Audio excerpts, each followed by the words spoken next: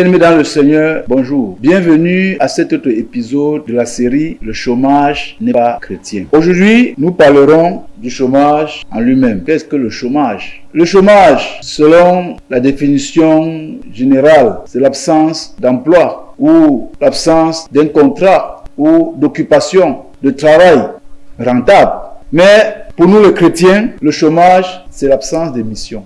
Y a-t-il un chrétien qui n'ait pas de mission? Y a-t-il un chrétien qui n'ait pas de devoir? Si le chômage n'est pas chrétien, c'est tout simplement que le chrétien a toujours un devoir. Souvenez-vous de ces fameux versets. Ne devez rien à personne si ce n'est l'amour. C'est-à-dire, même quand tu auras payé toutes tes dettes, tu auras la dette de l'amour. L'amour a ses devoirs que nous n'arrêterons de payer qu'après la mort. C'est la mort qui arrête l'activité croyante. Parce que tant qu'il vit, il doit se rendre. L'amour te pousse toujours au travail, à l'effort. Pour toi ou pour l'autre. Pas forcément pour tes intérêts, mais pour le bonheur d'autres. Ce monde a tellement de souffrances, ce monde a tellement de vides à combler que nous devons toujours être au travail. Mais si tu ne travailles que pour ce qui va te payer, tu vas rester à la maison, disant que personne n'était engagé. Comme ceux qui étaient à la maison pendant que les autres travaillaient à la vigne. Mais je suis toujours heureux de savoir que quand on les a poussés à aller à la vigne, même sans être engagés, ils ont travaillé et à la fin, ils ont été les premiers à être payés. Ils ont été payés plus que ceux qui ont commencé le travail le matin. Cela veut dire quoi? Ça veut dire le travail volontaire. Le service volontaire est toujours plus payé que les contrats. Faites l'expérience. Levez-vous après cette émission. Allez rendre volontairement un service à quelqu'un de votre choix. Choisissez n'importe qui à lui rendre un service remarquable. Vous verrez que cette personne